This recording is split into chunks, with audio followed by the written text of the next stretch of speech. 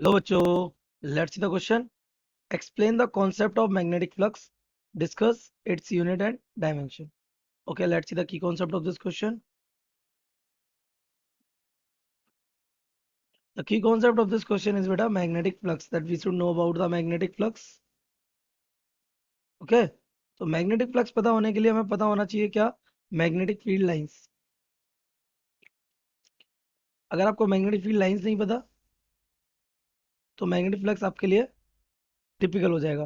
What are magnetic field lines? तो किसी भी मैग्नेटिक पोल से, ओके, किसी भी, आपको पता है मैग्नेट्स हमारा कैसे डायपोल्स में प्रेजेंट होती है. तो उस मैग्नेटिक फील्ड को रिप्रेजेंट करने के लिए हम कुछ इमेजिनरी लाइंस बनाते हैं. उन लाइंस को क्या कहते हैं? Magnetic field lines. तो ये नॉर्थ से निकलती हैं और साउथ में एंटर करती हैं, और नॉर्थ से कहाँ जाती है? साउथ में. ओके, तो this is the logic of magnetic field lines. तो व्हाट इज मैग्नेटिक फ्लक्स? तो मैग्नेटिक फ्लक्स पे आ जाते हैं.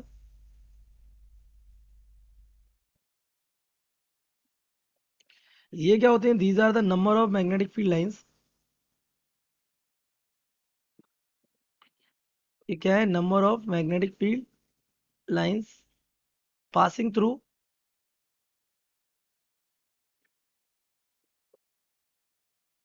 a particular area perpendicularly.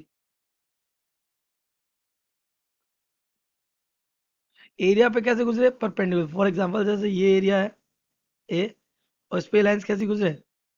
Perpendicular. कौन सी लाइन है? ये मैग्नेटिक फील्ड लाइंस. तो इनकी जो काउंटिंग होती है उसे हम क्या कहते हैं? फ्लक्स फाई बी कहते हैं. इसको नोट कैसे करते हैं? फाई बी से. इसका एक्सप्रेशन क्या है? This its expression is phi B is equals to, जितना ज्यादा मैग्नेटिक फील्ड है और जितना ज्यादा एरिया है उतने के मल्टीप्लाई के इक्वल होता है. ठीक है. और यहाँ पे प्रोवाइडेड क्या है? V vector and A vector are in same direction. तो ये हमारा फॉर्मूला रहता है. ओके, बट अगर ये हमारा इसके एरिया वेक्टर के अलोंग ना होके उसे एंगल थीटा बनाता है, यही फॉर्मूला हमारा बन जाता है 5e is equals to B A cos theta. Okay, तो this is your expression of magnetic flux. Now its unit. तो अगर इसकी यूनिट की बात की जाए तो इसकी यूनिट अगर यहाँ से निकालें तो 5e की यूनिट आ जाएगी मैग्नेटिक फील्ड की टेस्ला, और एम्पियर की मीटर स्क्वायर. तो हो जाएगी टेस्ला मीटर स्क्वायर.